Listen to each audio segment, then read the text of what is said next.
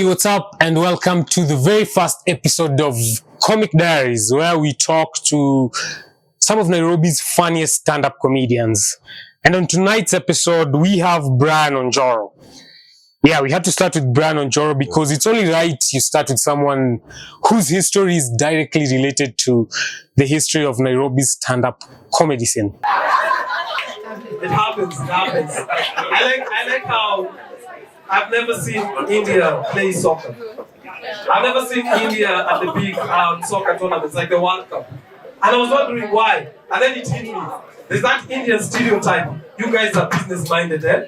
So I realized, I was imagining it's the finals, World Cup, India, France, and the commentator is Indian, and he's like, Patel with the ball.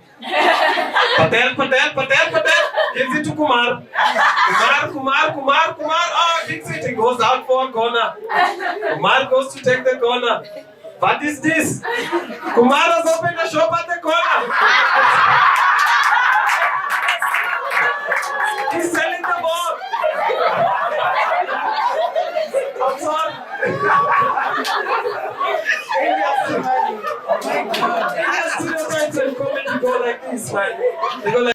Brian, Karibu. Karibu, bro. Handshake, man. Handshake. Yeah, we're being official. It's like a future. We can use this in the future to apply for loans. Yeah. Brian is always thinking about money. Official like that. We need money. We need loans. Yeah, but I'm so glad to have you here. Yeah, man. I'm glad to be here. Yeah. I made it, man. I was thinking about who to have on the first episode, but it just felt it had to be you. Yeah. That's a big hat to wear. Me, I'll try my best. Yeah. Able to tell the guys first of all, who is Brian Onjoro? Even me, every day I ask myself that same question. Yeah. The same answers that I would tell people are the same answers I'm trying to get, man. It's a journey of self-rediscovery every time, man. I feel like that's how life is. You keep discovering yourself. Okay, but you're a stand-up comedian. Yeah. So now that's also another thing, because you see, as a human being, we are multitudes. So stand-up is something that is part of me. But yeah, I'm a stand-up comedian. I can say that. See, comedian. There's comedians, and then there's comedians. Me, I'm a comedian. Yeah. Why stand-up comedy? Expression. See, me, I've always had two sides. What I would call the engineer side and the artistic side. So the artistic side demands expression. So at the time, I was a rapper. So now I was a battle rapper, man. I was at the bottom of the hierarchy of rappers. Yeah. So now as a battle rapper, every time guys would come to me and be like, "Hey man, you have hilarious rhymes, you guy." And then guys would be like, "Hey, maybe you should host. You're kind of funny." Kidogo. So I started hosting rap battles, and then it kind of took from there. Yeah. And then eventually I found myself auditioning for Churchill Show. So you say you have a background in engineering and also rap. And also, what kind of engineering? I did civil, but then things didn't go well. But I was in civil engineering school, Nairobi University. Yeah.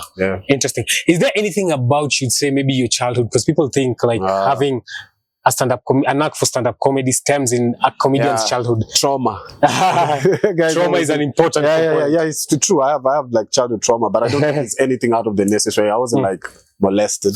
Okay. No, I'm sorry, Hollywood, I wasn't molested, so I'm not that interesting. But it comes from that. So me, I grew up in the hood, you guys. Huruma, K-South, a bit of Buru here and there, Umo. Yeah. So now, for you to blend in the environment, you had to be street smart. And sometimes a quick, witty, sharp mouth would help you get out of dangerous situations. Oh, I guess. So you had to develop that. You had to develop a wit to get out of trouble and things of the sort. Crowd work. You had to have crowd work. No. Mbogi. So, Mbogi kiabon kukuvuruga. Find a clever way to wiggle out. You have to be able. Yeah. I've been trying to think about how I can be able to go abroad and do comedy that tells people that we're not all, in some jungle. I love Lion King, but we're not all in some jungle. And I got a comedian from the US calling me up, and he was like, "Hey man, I want to come to the motherland, man, and do comedy, man. What's up?" And he started trying to, get an African accent from me. I don't really have an African accent, but I played along. I was like, yeah. You know you can come anytime.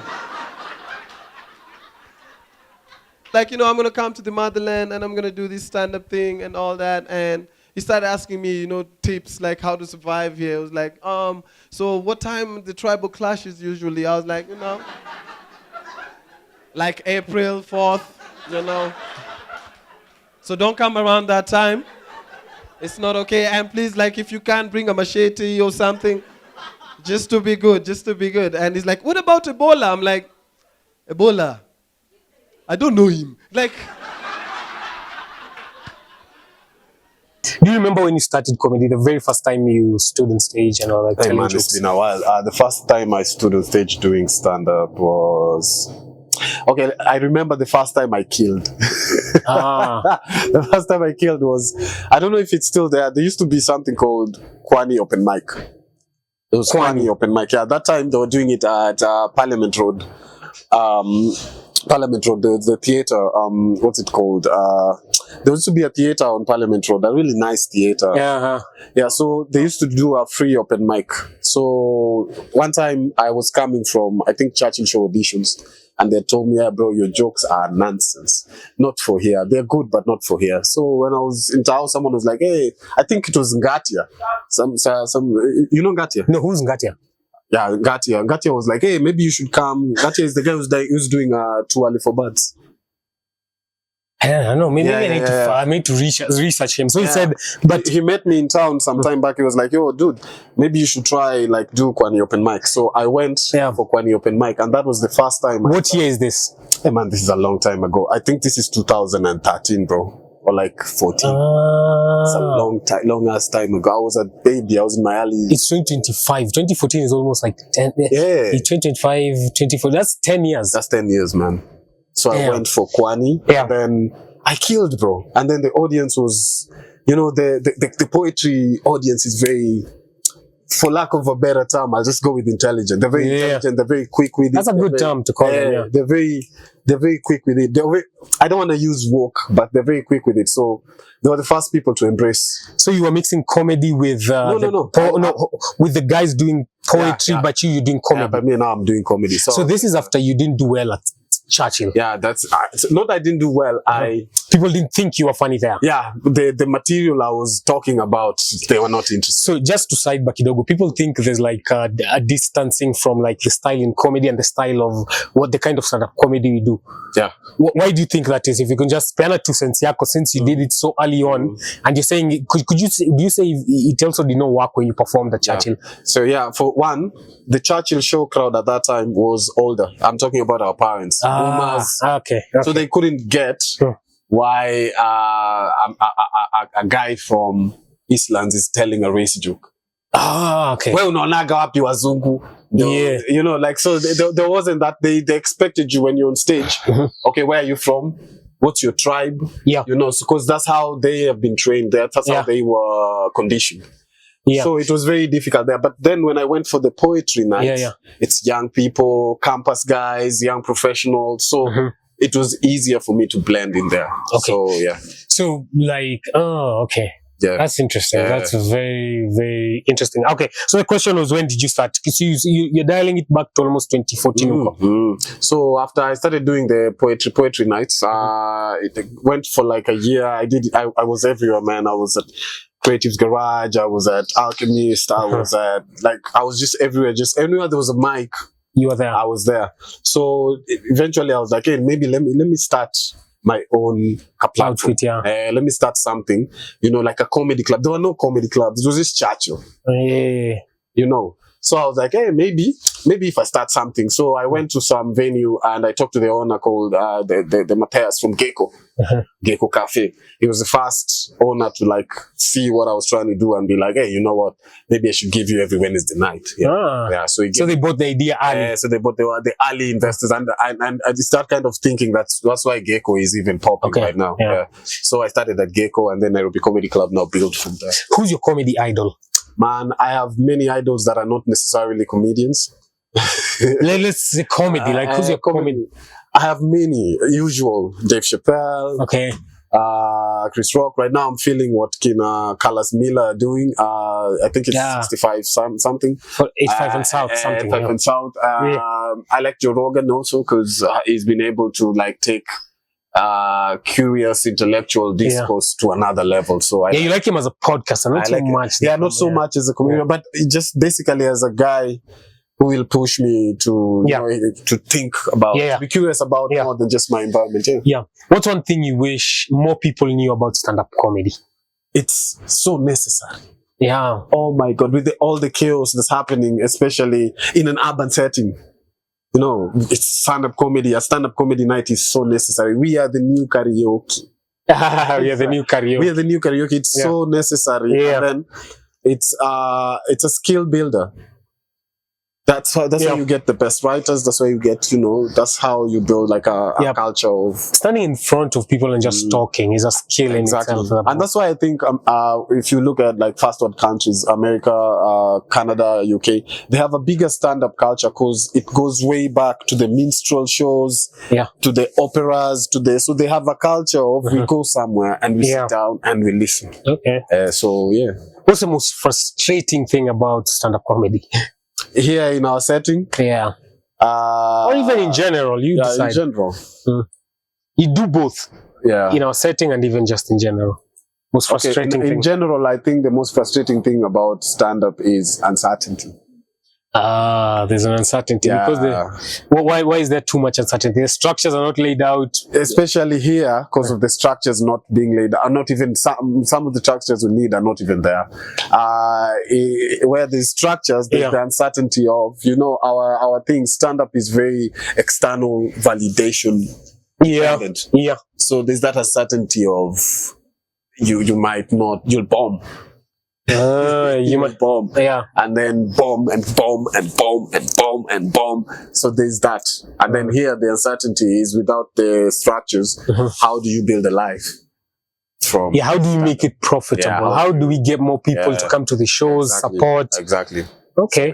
So, do you have any comedic milestones, like a huge milestone? And a milestone, I don't necessarily mean something big or grand.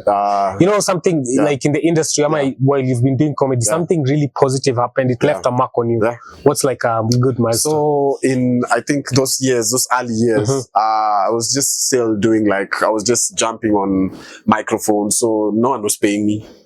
And then, I don't know, just God, luck or whatever, I did a stand-up comedy competition by KBC. It was called The Last Laugh. Do you remember when is this?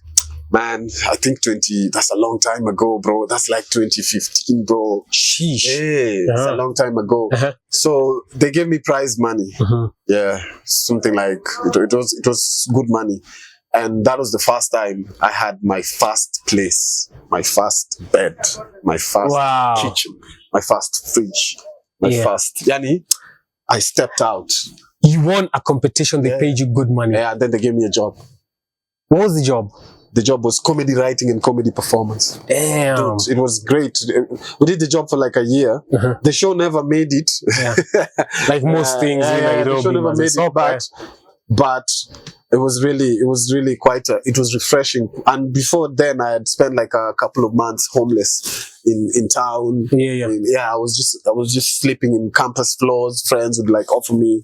So now to get that opportunity and get a job and get a salary for the first time, give you some stability. So that stability was so great, man. I think I had I think at that point I was like, maybe polygamy is for me, you know, like. You start get too excited, you start dreaming, like, maybe I need bitches. I'm just a polygamous guy, you know. I can't do monogamy because you know that was like the first time I stepped out. So that's one of the milestones I'll never forget. And the game changed completely for me because now I had money now to do and run a comedy club. Interesting. Do you see positive things in the horizon for comedy? Will you be there? Sometimes, you know, you step in, you step away. What do you think? I can't promise I'll be there. Also, everything is inshallah, you know. Inshallah. But I feel like, there's positive things coming. The comedians have gotten way better. We have more headliners. We have more Nairobians and Kenyans just all over. Guys are doing shows in Coast, guys are doing shows abroad, guys are doing shows in South Africa. So I feel like we might be the next hub Ah. of African comedy. Yeah, I think see South Africa, they're doing what they're doing, and yeah, that's cool. But I feel like here also we might be the next hub. Yeah. Would you do it all over again? Start comedy. Umesema, what year do you start? What year can you pin the year? I'd say 2015. That's Would you do it all over again? Like do stand-up comedy again? Is there anything you still do it? So I'd still do stand-up comedy, but then I'd be smarter enough to now be more structured, more disciplined. Because at some age, I remember there's one time we did a show with a comedian I'll not name. So we did a show in Kampala, and they paid us a lot of money. For me, it was a lot of money. They paid us like 200,000 each.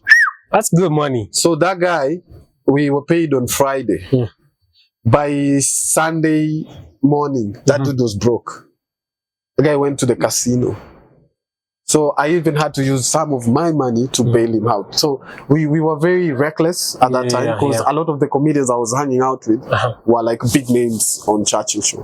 So man, some of them were rock stars, yani, in a very crazy way, and alcohol, girls. So if I was to do it again, I'd be more disciplined and more wary of trying to get that stability for an uncertain future.